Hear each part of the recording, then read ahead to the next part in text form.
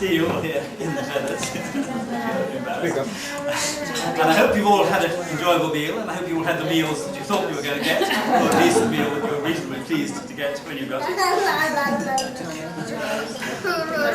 You might think we're going to have a couple of very short speeches and then Meg is going to say something at the end. And you might think that the feathers in Ludlow wasn't the obvious and most appropriate place for a birthday celebration for Meg. Partly the royalist ambiance, wholly to her taste. These were very Prince Charles suite. And Shropshire, as far as I'm aware, is one of the very few counties which, if you draw a line from Anglesey to the Wash and go south, she hasn't actually owned a house in or lived in her life. I mean, you could be wrong about that. However, it is not that far removed from her lifelong concerns and identity.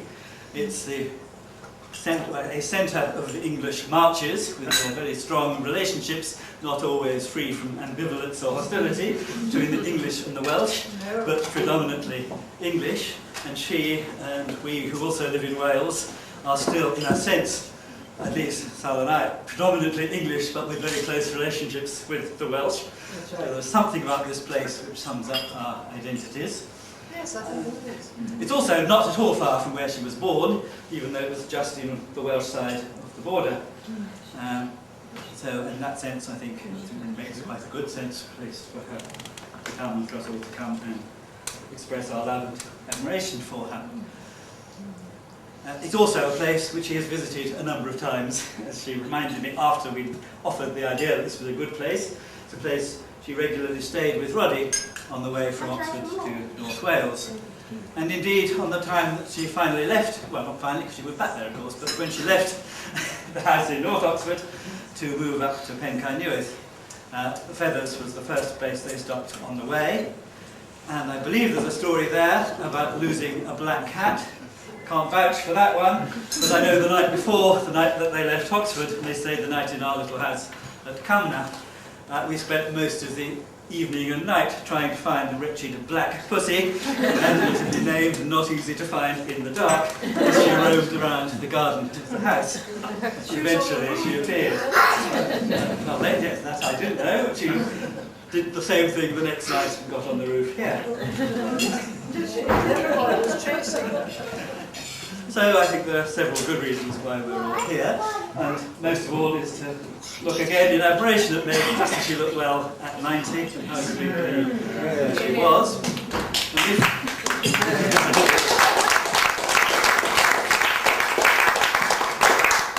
And if one asks how she keeps looking so well and alert, it must be that she has undimmed mental faculties and undimmed interest and concern for the human condition and for all of us. And this is shown firstly very strongly in her continued interest in the wider world and the politics of the thing. And one strand was exemplified as recently as the last few weeks, and right back from as long as I can remember, is a continued capacity to be morally outraged at the behaviour of various American governments. Never ceases to amaze, particularly her and many people here too. No. But though politics has always been an important part of her life, it hasn't been central to it. Perhaps it was a difference, major difference, and caused a difference between Meg and Roddy, who was only the conscious as we grew up, that for him politics was the most important thing in many ways in his life. And it was, if you remember Meg saying, as a great mark of this difference, that when Roddy was asked on some sort of psychological testing who he most hated personally in the world, his answer was John Foster Dulles. And I think Meg has always put concern and love for people, above all for family and friends, such as we all are here today, and those of us who we wish could still be here, put that above everything else, and that I think is what I have most learnt as her son, and why I'm so pleased and proud to be her son, that the most important thing is to try to show concern and love for those around us, and to be as interested and passionately concerned for those people as one possibly can. I know I don't live up to these ideals, as Meg has always shown. And she has always, when doing this, looked not just to sort of discuss how things have got into positions where you have people with problems or difficulties. She's always keen to look for the way forward, to be progressive, and to see ways in which things can be improved, and to urge taking action. Sometimes slightly impulsive action, sometimes entirely proper and reasonable action. It's always the product of what we know is her concern and love for us, which we are here to give back to her today and say, happy birthday, Meg.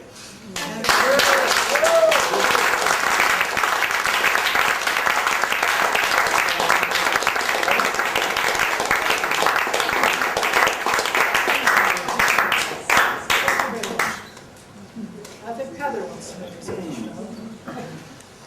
1913. 90 years ago, Meg was born into a very different world from that which we inhabit today or would recognise today. It's hard to imagine having no household electricity, no radio, no telephones, no television, no washing machines or dishwashers, no microwave ovens, no credit cards, few cars on the road, no commercial aircraft. International travel in those days was by steamship. No motorways, etc. Some might consider that living without all these things would be a blessing. But then you have to consider that a baby born today can expect to live for more than 80 years. In 1913, the average life expectancy for women was 57 years. That's if they were lucky enough to stay healthy. Many even less. Meg has exceeded that by 33 years. During Meg's lifetime, the world has endured 2 world wars and many other catastrophes, but has also witnessed industrial and scientific progress, the like of which no one could ever have imagined. Even the great advances of the Industrial Revolution pale beside the technology and the products which we all use today and take for granted. Nicky mentioned politics and Roddy. I should just brought something to mind. Richard Nixon was also born in the year of 1913. And Roddy always referred to him as that American gangster. I just threw that one in. My personal involvement in Meg's life began in 1938, when she and Roddy decided to adopt a baby and chose me. A fact that I was totally unaware of at the time. They went on to have 2 children of their own, my sister Sally and my brother Nicky, or Nick as he prefers to be known, who of course are here today. As a child, I have fond memories of many holidays at Garden Croft with Meg's mother, Doro, or Granny as we used to, as we knew her. Meg and Roddy always welcomed their family, and both Liz and I have spent many pleasant memories of our holidays spent at Penk High with our children Tanya and Mark, going to Blackrock Sands, the Slate Mines, Port Merion, etc., visiting Nani and Uncle George, John and Nesta, Peter and Eleanor, and of course in latter years at cricket.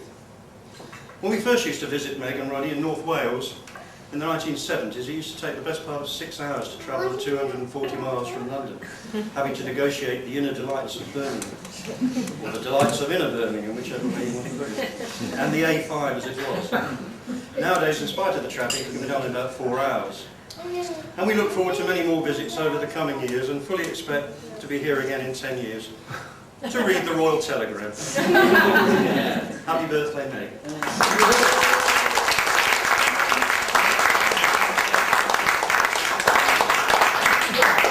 We all drink to Meg.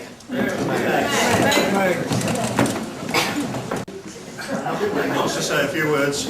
I don't know if you can hear me. Yes. Yes. Because I'm not very good at standing. Can you hear me at the back? Yes. I'm only going to tell you a little story. I'm not going to make a speech. I hope I should remember it because it was a very bad memory. But about, I should suppose about 50 years ago, we were living in Putney. And next door to Putney was a very nice place called Roehampton, where we used to live and play and so on. And there was a wonderful hospital in Roehampton with the most beautiful garden. And one day I remember a friend of mine calling at the house and saying, "Come along, Meg, we must go. It's the fete at the Roehampton Hospital. We must go and see it. It's the best fete around here." I'd never been to it, but I had heard how lovely it was. So my friend, who was called Betty, and I went to this fete, It was a glorious June day, very sunny, lovely little sideshows all over the garden. There was a large tent in the middle where people were queuing for teas. There was a smaller tent nearby with a woman with a label outside saying, "Come and have your fortune told by Madame Tara." So my friend, who was very keen on fortune telling, "Come on, ladies, let's have our fortunes told." So Betty went in first, came out about 10 minutes later, beaming all over, bubbling with pleasure. She'd had the most wonderful fortune told. "Come on, Meg, you go in now." So I went in. There was this small, dark tent with Madame Tara sitting in the middle of, on a chair and a table in front of her, another chair. "Will you sit there, madam?" So I sat there. "Will you show me your left hand, please, madam?" So I showed her my left hand. Absolute silence. Not a word did she say. "Can I see your right hand, please, madam?" So I showed my right hand. Again, not a sign. She even got a magnifying glass. She didn't say a word. So in the end I said, "Well, can't you tell me anything?" And she said, "Madam, I would like to, but I cannot. And I think this is the first time that I have ever said this. You have no future."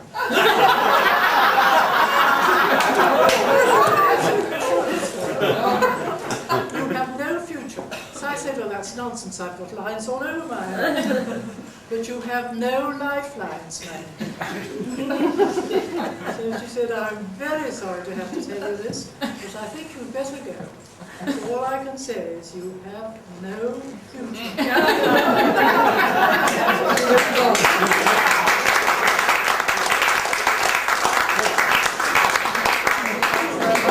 That wraps it up for fortune tellers. Did you get her money back? Did she ask for fortune teller staff today? Did she ask for any money? I can't remember. I can't remember. I expected those to come in. I can't remember. Okay, well, keep charging your glasses, but perhaps people would like gradually to drift through into the room we were in earlier with comfy chairs.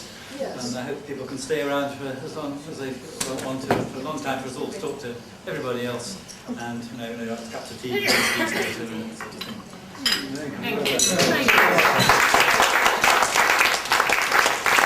Do you want to say? Is it ready? Yeah. Say it again then. Happy birthday, Granny. Great granny, isn't it? Great granny. Should we sing? Happy birthday. No. No. What should we say then? Just say we look forward to seeing you on your 100th. No. No. Well, I was at her 80th. Were you there? I like that. 6. Right. Well, we're here at her 90th. Look, and then we might be there for the 100th. Yeah. Right. Blow a kiss to Grandma then. To great Grandma. There, and we'll say some more later when we come back from the river. Happy birthday. Bye. Hello, Meg. For the umpteenth time today, perhaps. It was lovely to see you and to see you so well and with all your faculties at 90. That's a pretty good record. And we love you dearly, and it's been lovely to be here. And thank you very much for involving us in your day. Hello, mate. I remember you since Putney Park Avenue days, and have loved you all the time. Good luck. Hasn't it been nice? Hey, yes. Oh, well, just congratulations and lots of love from a long friendship. Meg, thank you so much for many happy years and many more to come. Loved holidays with you at Penco now with Anne Cricket and Oxford, and all the best, Richie. Fantastic to see you looking so well and young. Amazing. Fantastic story. Brilliant. What? You want to say something? Say hello, Mum. Hello, Mum. I painted you all my life. You've been a lousy mum. I think I just perjured myself. I could put the laughing policeman music to this. You haven't got sound on this. I'm not going to watch the video. No, that's not very nice to say to me. I know, I mean, go away with the camera. Say hello to me. I'll quite willingly talk to you, but go away with that one. No, but it's for Meg, when she looks at I it. know, but I loathe having my photograph. It's not on. Please, can you direct it towards a younger person? There is a younger person. Say hello to Meg. Hello, Paddy. No, Meg. Oh, hello, Meg. Now, Oh dear, they've broken a glass behind you. Hello, hello. Go away. For your 90th birthday, and greetings to the Isle of Wight from all my family. Absolutely Happy birthday, Meg. Wonderful Right, time. do you separately. Go on, you've gone. You go first, John. Absolutely marvellous, mate. Thank you very much indeed. Congratulations on the setting and getting it all together. I think that's the main enjoyment, really, apart from saying hello to her. There we go. Happy birthday. Happy birthday, Meg. Lovely to see you again. And I'm sure there's going to be at least another 10, if not 20 years. Yeah? Hi, Meg. Happy birthday. Well done, you made it. I hope you had a lovely day, Meg. Hello, Meg. Hello, We've got to drive back tonight. My name's Tom Jacobus. I am Diana Longstaff's grandson, and myself and all the Jacobus family would love to wish you a very happy birthday, many happy returns, and I hope you see many more to come.